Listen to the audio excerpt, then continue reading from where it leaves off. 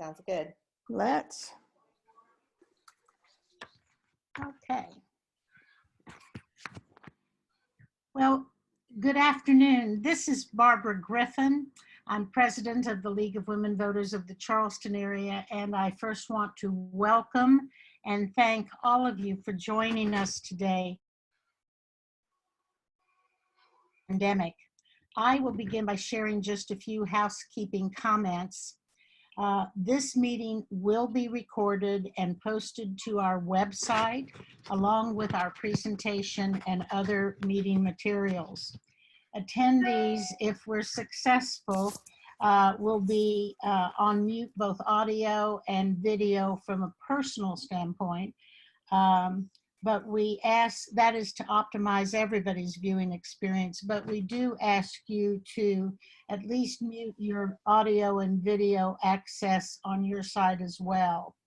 We will utilize the Zoom chat feature for questions and comments, which will be monitored by Deborah Williamson, and we will make every effort to address your questions during the meeting. To enhance your view, please set your screen from gallery view to speaker view. That'll tighten up your view.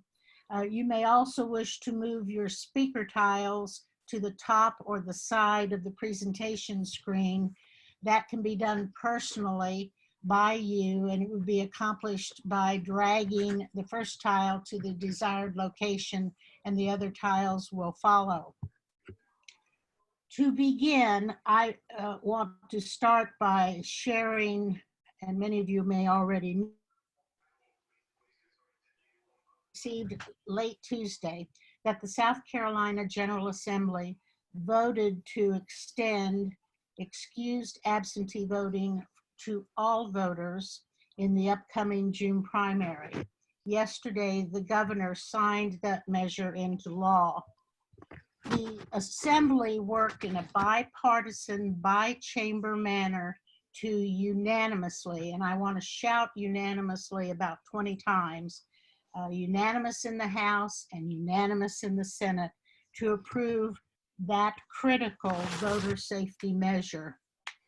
We should not underestimate or undervalue the level of collaboration and compromise that our legislators took in making that happen in a pretty quick period of time. More work clearly remains as we approach the general election, but we believe it is important and appropriate to celebrate the Tuesday accomplishment. It was a legislative accomplishment, and it was an accomplishment for all of us who have been engaged in advocating for safe voting. We encourage our members, our colleagues and partners, many of whom are on this call today, and who were actively engaged in voter access outreach efforts. We encourage all of us to pause and take time to thank the delegation, our delegation, for its full support on this measure. We also want to pause and thank our members, our colleagues, our partners, and their networks for their extensive outreach efforts. The 100th anniversary of our founding, the League continues to be nonpartisan, favoring no political party and no candidate, but we do support active citizen engagement in our democracy and in our voting.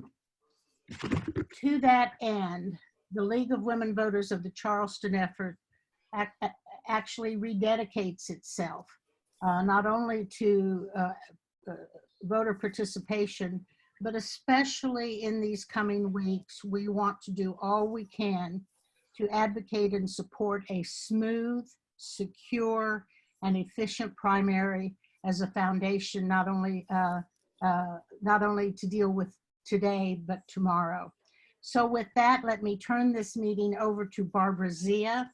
Barbara, you and the League of South Carolina have been fighting for voting rights for decades. But this year is a whole new circumstance for all of us.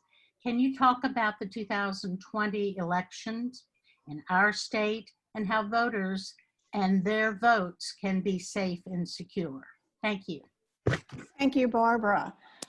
Voters and election officials nationwide are facing uncertainty and confusion surrounding elections during the COVID-19 pandemic. So here is what we know about 2020 elections in South Carolina. First off, there is no change for in-person voting. As Barbara stated, no excuse absentee voting is in effect for the June elections. And if people want to vote absentee, and we urge them to do so, they can select the state of emergency as a reason for voting absentee in the primary. It's important to know that this expansion of absentee voting applies, it's in effect for 46 days before an election. It's only going to apply to June elections.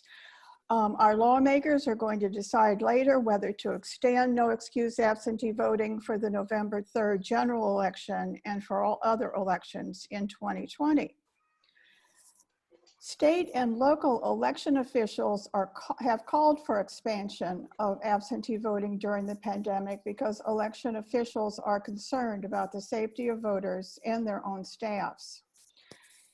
In addition, multiple lawsuits have been filed calling for accommodations to voting procedures in 2020, such as the elimination of the witness signature requirement to vote by mail. And those suits are making their way through the courts. As Barbara mentioned, the League and our partners sent state officials a clarion call to make it easier to vote by mail. And we urge voters to take advantage of this opportunity to vote safely from home. These are the elections that are on South Carolina voters' ballots this year. Besides the state primary on June the 9th and the general election on November 3rd, there are some local and special elections. And the governor just announced that that postponed April and May elections have been rescheduled for June 14th. You can look at the full election calendar on the Charleston League's website, lwvcharleston.org. For the state primary, voters are going to choose either a Democratic or a Republican ballot. The winners of the primary election will go on to the general election in November, along with candidates for other parties like the Green Party and Libertarian. And also on the ballot in November are going to be candidates for some nonpartisan offices like school board and municipal councils. So Joan, usually at this time of year, the League is busy registering voters at community events and in high schools. That's impossible now, of course. So what are some things that voting advocates need to hear this year? Thanks, Barbara, and thanks, Barbara Griffin, as well. So registering to vote is the first step towards making your voice heard. It's something that we spend a lot of time on, usually at this time of the year. We're out in the community registering young people, registering people in churches and organizations, and that is impossible during this pandemic. But I want to encourage each of you who are listening and who are members of organizations or church groups to remind people to register to vote. It's too late to register to vote in the June primary, but certainly there's work to be done to register voters for November. And we hope to do a lot of virtual voter registration as we get closer to the election. And by all means, if you're part of an organization that would like to have some kind of virtual presentation, we'd be happy to accommodate.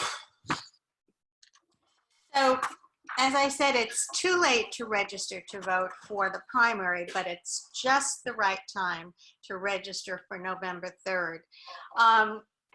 The deadline to register for the November 3rd election is 30 days before. So it's going to be the beginning of October. I don't have the exact date just yet.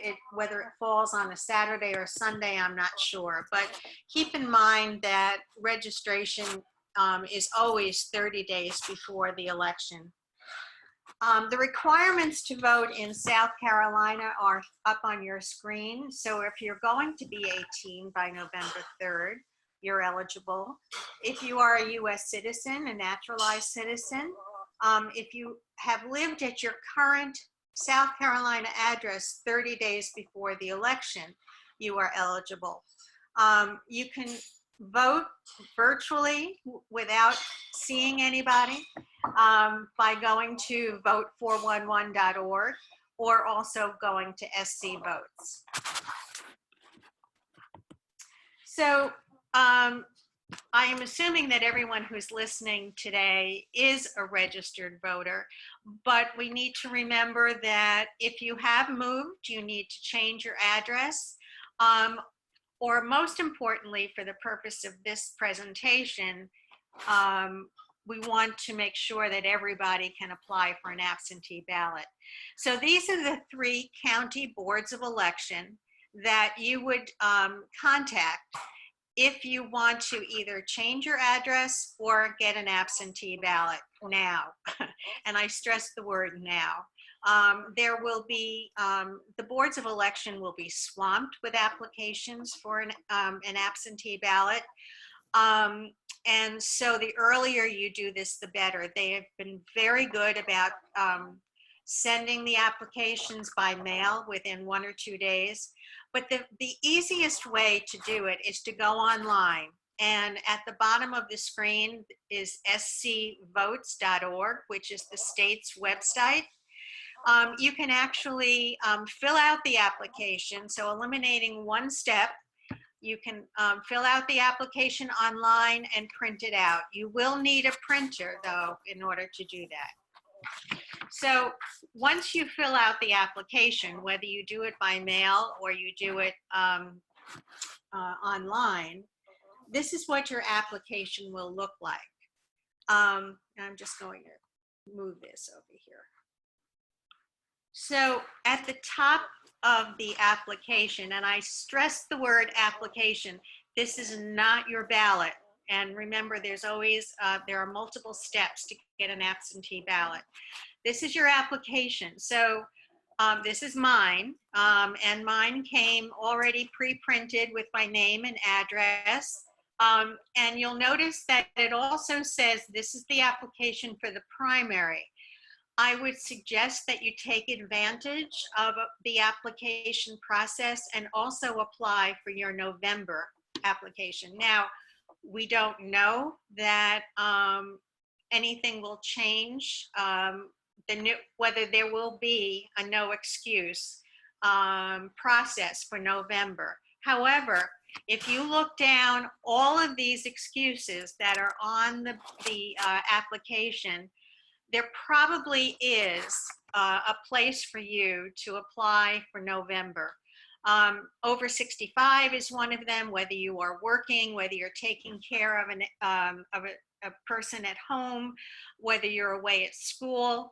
Right now, what the legislature passed, and you will see this on your application when you get it, it will probably say something like, I live in a location that is subject to a state of emergency declared by the governor, and there are fewer than 46 days remaining until the date of the election.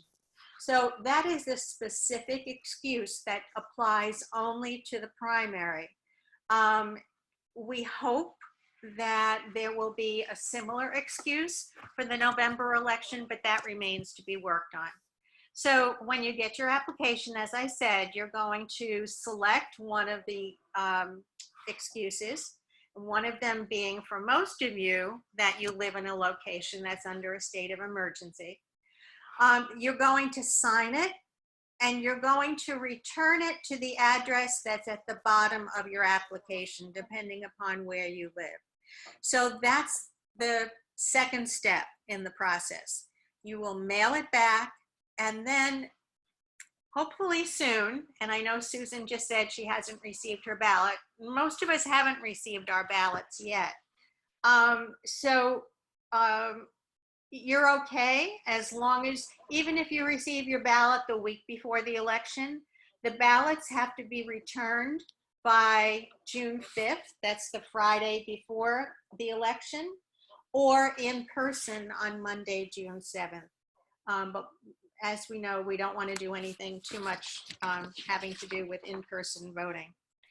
Joan, could I yeah. Joan, could I just mention that for people wondering where their ballots are, if you live in Charleston County, you can go to the Charleston County election website, and there's a window you can open, and it will actually let you track where your absentee ballot is. You can also do it on the State Election Commission website, scvotes.org. But I looked for mine yesterday, and it really is a handy device that they're offering on Charleston County's website. You know, it showed that my ballot was in the mail. Right, and that is very helpful. Or if you don't have the access to the technology, you can just call the Board of Election. They're also very, very helpful in telling you. They can track it as well. Okay, so let me go to the next slide. So now that we've taken care of registering to vote and applying for your absentee ballot, the next question is, what's on the ballot? So you're going to get your ballot in the mail, hopefully, or you're going to go in person to vote. How do you determine what's on your ballot? Well, Barbara Zia, I'm going to turn this over to Barbara. She and her team have been collecting data for Vote 411 from the candidates, and she's going to walk us through how we can find that information on Vote 411. Thanks, Joan. Lots of citizens tell us that they don't vote because they don't understand the ins and outs of the voting process or don't know enough about the candidates. And this is a heightened concern in a presidential election year that brings out lots of first-time and infrequent voters. And besides that, we're voting in the midst of a pandemic, which adds even more uncertainty. So to ensure that all eligible citizens can vote safely and securely, the League provides vote411.org. It's a nonpartisan election resource, and we hope you'll share these valuable resources with your networks.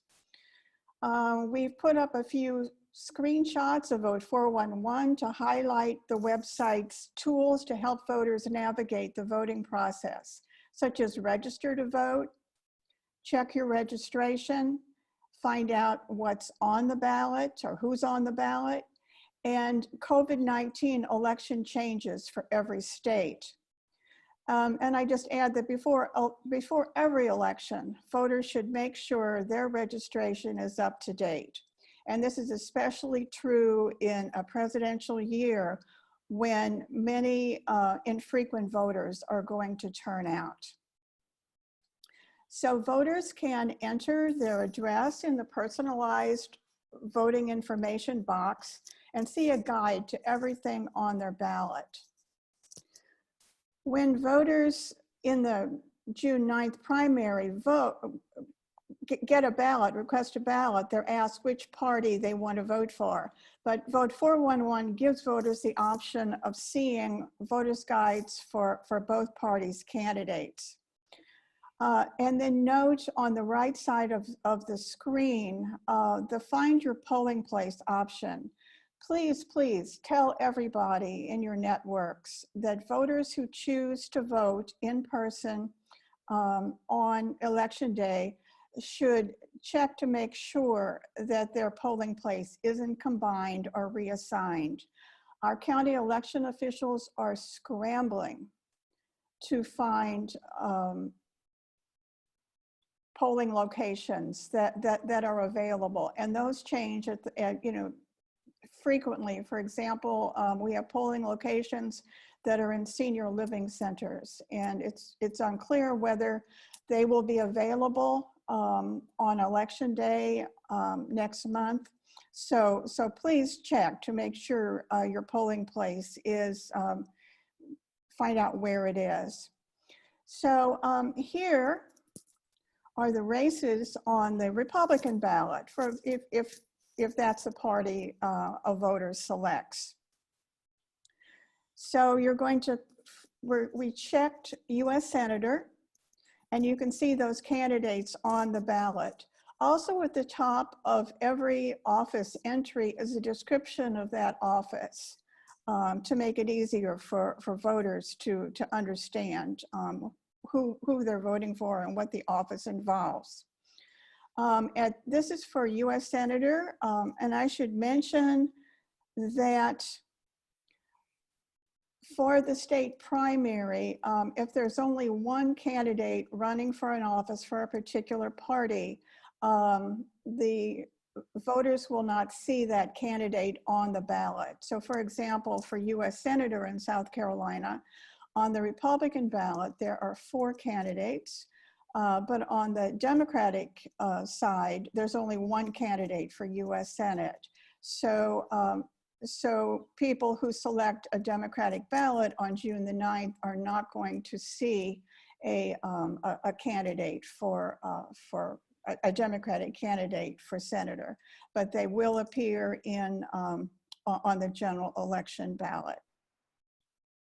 So you can see here for US Senator, for US Senate, 3 out of the 4 candidates at the time the screenshot was made had submitted their information.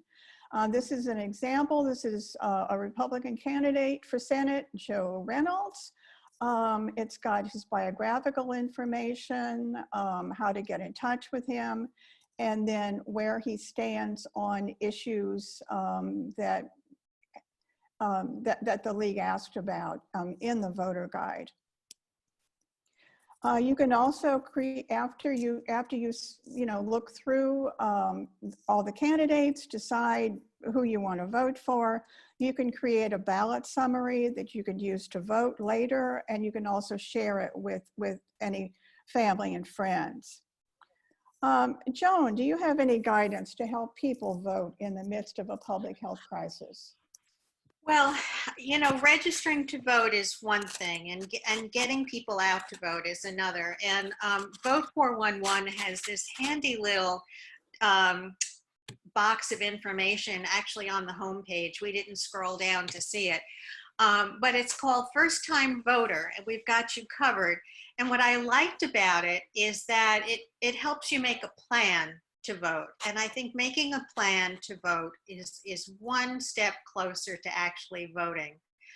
And so what you'll find if you click onto this link is things like, make sure, as Barbara said, make sure your registration is up to date. A lot of people go to vote and find out that if they haven't voted in several years, they might be inactive.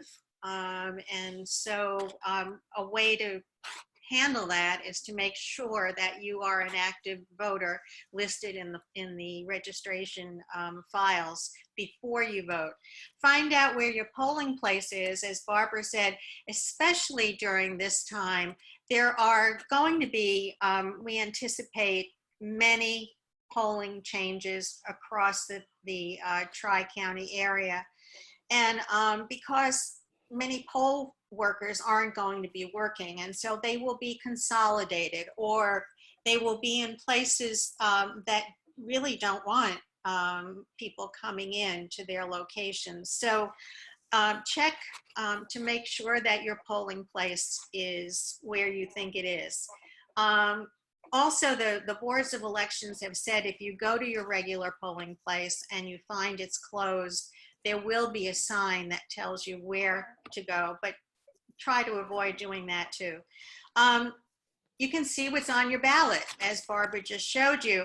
And it also reminds you that if you go to vote in person, which we will talk about in a minute, you need to bring one of the 5 acceptable voter IDs that South Carolina requires, which is a South Carolina driver's license, a current US passport, a DMV or Board of Elections photo ID, or a federal military ID. So those are the items that you would need to bring if you go to vote in person. So part of the plan actually is deciding whether you're going to vote in person or vote absentee. So I think this is a handy guideline, especially for people who are voting for the first time. So we've talked and we've encouraged you that to vote absentee. That's the safest way at this point in time to vote without having to worry about health issues. But there are people who either need to or want to vote in person. Keep in mind that if you apply for an absentee ballot, you cannot vote in person. It's one or the other. So if you've applied for an absentee ballot and you're getting nervous and your ballot hasn't come and you say, oh heck, I'm just going to vote in person, it's not going to work because you're probably in the computer as voting absentee. So just track that absentee ballot down and follow it. However, as I said, there are people who want to vote in person. And our advice is, if you wait too long for an absentee ballot to apply, you might have to vote in person. That's my teacher voice admonishing you to apply early. But there are also some people that prefer to vote in person because it's something they've always done. So here are some of the precautions you need to think about if you're going to vote in person. Definitely vote early if you can. That way you're avoiding the crowds, you're avoiding waiting online. Limit your exposure to crowds by avoiding the peak times of voting, like lunchtime and after work. And remember, as I said, there might be polling place closures or relocations. So you want to make sure that you know where you're going to vote. Let's see, that's not, yes. So voting early, the boards of election, these are places in each of the counties where you can go to vote early. And those places are open now. I know this is a lot of information up on the screen, and if you can take a screenshot, but I want to remind you of what Barbara said at the beginning. All of this information will be available to you after this presentation, either on our website or we will mail it to you. So don't worry if you can't write down all the information that you're seeing up here on the screen. But note that both Berkeley and Charleston County have early voting locations open right now. There's only one, and it's at their regular headquarters. Dorchester County, on the other hand, does have 3 sites offered. One is at their office now, but the week before the election, you can also vote in the community center, Rollins Edwards Community Center, or the Westcott Park Community Center. So those are opportunities for you to vote early if you're not voting with an absentee. Okay. And as you've been hearing constantly from every source, newspaper, radio, TV, when you vote in person, be sure to bring your own pen, because you know you have to sign in when you go to vote. Your signature is important, but just bring your own pen so you don't have to worry about sharing it with anybody else. Wear a face mask. This is not a time to be brave and say, I'm just going to take a minute and go in and vote. You're not just protecting yourself, you're also protecting the poll workers. Now you will see that they will be in full PPE. The boards of election are definitely ordering equipment for the poll workers to be as safe as possible. So wearing a face mask yourself is a form of respect for what they're doing too. Follow social distance guidelines. There will be marks on the floor for you to stand back away from other people. And you will be given a Q-tip, actually, to vote with, and so that you don't have to touch the tablets. The tablets will be wiped down in between voters, but the Q-tip will make it even safer for you to touch the tablets. And when you're done, just use your hand sanitizer and don't touch your face. So we've given you a lot of information today, and it's probably too much for you to write down. We're putting up information for you to, that's my doorbell. Okay, that's too much information actually for right now, but please feel free to contact the League either by our website, our email, or there's our phone number, and we get back to you right away.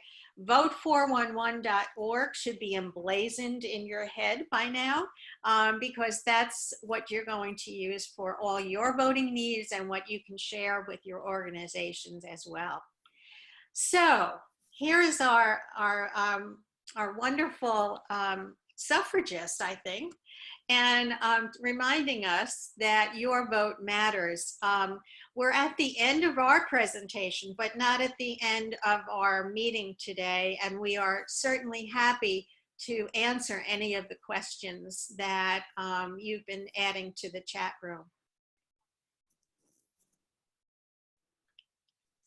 So I think Deb was going to mention any questions. Yes. So thanks for all that great information, Joan and Barbara.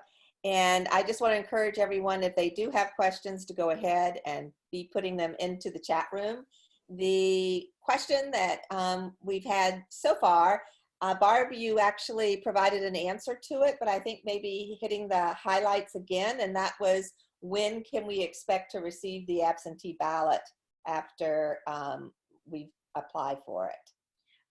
Is the question the absentee ballot or the so the ballot itself, not the application?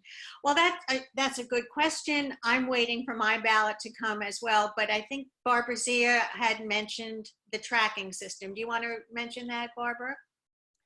Right, people can, if you live in Charleston County, you can go, I'm not sure if other counties have this, but you can enter your name and your voting address, and they will let you know about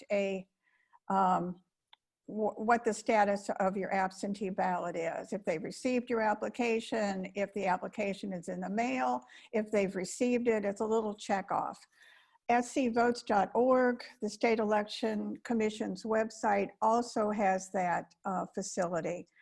But I tried it this week for my ballot and it didn't work. So I'm not sure what's going on with that.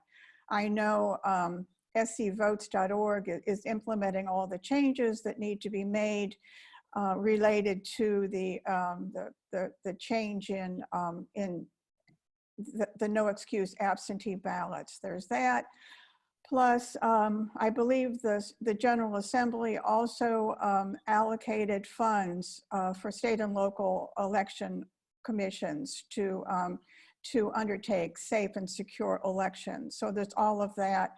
They're sending out PPE equipment to all the counties. So a lot is going on at the State Election Commission and also our county election commissions.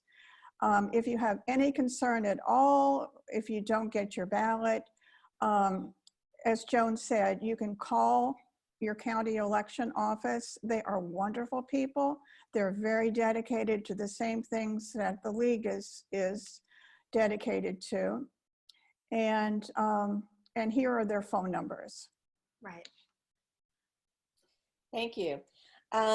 One question that came up was, is there a one-sheet printout with the websites and most crucial information that can be printed out and texted out to people or friends? Thanks, Deb. That's a great question. The League has put together what we're calling an explainer for 2020 elections in South Carolina. Of course, it had to be updated with the no excuse absentee voting procedure change. But that that explainer is finalized, I think what we will do is send it out to everybody who registered for this meeting, and we'll also put it on our website, lwvcharleston.org, along with this PowerPoint presentation and with the notes that accompany it, and a recording of this meeting. And you are, people in this meeting are more than welcome to use that information with groups, community groups that you work with. And as mentioned earlier, we're also happy to do some virtual information sessions for other groups. So just let us know, email us, call us at these sites, and we will get right back to you. So that's all the questions. Oh, one more just came in. Okay, that actually wasn't a question, just a thank you. And so Barbara and Joan, as you've been talking over this past hour, are there any other points that you want to highlight before we end the session? Can I just say that I think what's on most people's minds right now is safety. And I think that with the actions of the legislature the other day, I think everyone should feel confident that they don't have to make a choice between safety and voting, that everyone can vote safely. And I hope that the information we gave today enables people to vote. I know that primary elections usually have a very low turnout. And Barbara, you can back me up on this too, I know. However, many people say primary elections are more important than the general election because who wins the primary is often the winner in November. So your vote and your voice does count in the primary. So I hope everyone will come out to vote. Thanks, Joan. Yeah, I would just add that just reemphasize, echo what Joan has said. Turnout in the primaries tends to be lower, and in the midst of a pandemic, there's concern that it will be low this year. So we're doing everything, and we hope everybody in this meeting will do the same. Talk with people in your networks, get this information out to everybody that their vote matters and is very important. I think we should have confidence that our local election officials are working hard to conduct safe, secure elections in 2020.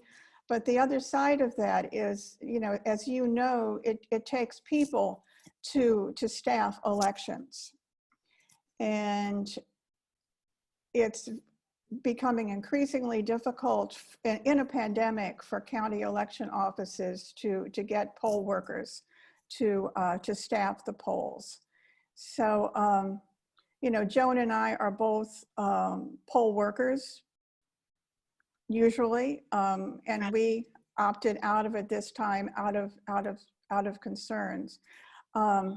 But as Joan said, think about the safety of the people who are working the polls, and if for that reason, if for no other, consider voting absentee by mail. Mm-hmm. Yeah, thank you. Thank you. One other comment was that we should thank our legislators for giving us this opportunity to vote absentee. Absolutely. And I hope everybody will. Yeah, absolutely. The Attorney General, Alan Wilson, also weighed in and said that he felt that that the pandemic should be an excuse for voting absentee by mail. So we're very pleased to see the response of all of our elected state officials, our state and county election commissions. But we need to press forward for the November election because turnout is going to be very, very heavy. And those images of Wisconsin voters standing in line, we know in a presidential election year, a lot of people are going to be voting. So we need to press our elected officials to extend the no excuse absentee mail-in voting for November. And I think a good sign is that it was a unanimous vote in both houses. Now, how many times has there been a unanimous vote in both houses? So I think that says a lot about the interest that our legislators have in helping us to vote safely. And as Barbara said, we need to continue to advocate for safe voting in November. So there are no other questions at this time.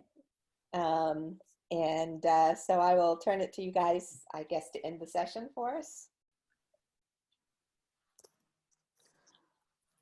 All right, thanks everybody for participating and for your advocacy on behalf of voters and our democracy. And look for that information that we're going to be sending out to everybody soon. Thank you very much, everybody. Actually, before you sign off, we've just gotten 2 more questions in the last minute here. So I'll have you retract that statement. Okay, yes. To explain again on the Republican ticket, the question on the Republican ticket, which is missing on the Democratic ticket. Oh, yes. Right. Yeah. Right. For the state primary.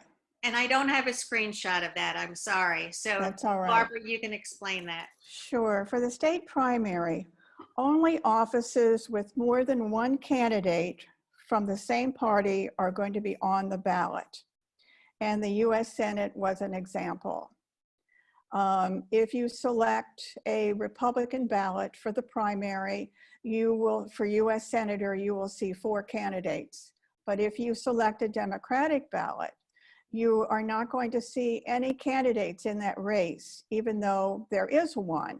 But because there's only one, he does not appear on the ballot for the state primary only. So what about the question that shows up on the Republican? Right. I think the question was about the 2 questions at the end of the ballot that are only for Republican voters. And one of them is related to what Barbara said, which is, you know, should South Carolina have, should you be able to register for a political party in South Carolina? Right now, it's not required that you do that. And so that's a question on the ballot. And I forget what the second one is. And so the question is, why doesn't that show up on the Democratic Party ticket? Yeah, okay. It's only an advisory question, and it was put on the ballot by the Republican Party. But for vote 411, it appears for both Democrats, for voters voting both kinds of ballots, but only Republicans are going to vote for it. The other one is, I believe, the other advisory question, Joan, has to do with whether people can run for more than one party. Right. At a time. Yeah. Right. And these are only advisory questions. They do not have any weight legislatively, but I assume the state Republican Party will take it into consideration in terms of moving legislation through the General Assembly in the next session. So one last question, and that's what is the most effective way to get legislators to extend no excuse absentee voting to the November election? What a great question. Funny you should ask. Because that's what we've been doing the last, 2 months or so. And maybe Barbara Griffin, since she's appeared up on the screen, can talk about the action initiative. I would like to weigh in a little bit on this. We spoke about acknowledging the legislative action that just took place We want to truly appreciate these temporary measures. So our thinking, at least at the League of Women Voters and statewide, is that we will acknowledge and express our appreciation for that work by the legislature. We will work on helping support a secure and safe and efficient primary to help demonstrate the utility of absentee voting. And then following that, we will reinitiate our voter access campaign. We believe that writing letters that outline the critical points that are sent to legislators is absolutely the most effective way to communicate. Phone calls, text messages, emails have various levels of utility, but they're next to going in person and speaking with the legislator, or testifying before a legislative committee. Handwritten or printed letters are very persuasive, and we will be launching what we will call phase 3 of our advocacy in this regard shortly following the primary. And I just want to mention that several legislators contacted people who, and I know that they're on this meeting, and they heard back from their legislators, from the personal letters that they wrote. And other legislators said they're getting a ton of mail advocating. So voices were heard, and I mean, there's democracy in action for you. More people who are contacting their legislators and they're listening. So it's not all bad news. Great comments. So I think that's it in terms of our questions. So I want to thank Barbara and Joan and Barbara Griffin for their work in putting this together. And I certainly hope everyone found it as informative as I did. Thank you. Thank you. Thank you. And thank you all for attending. Thank you.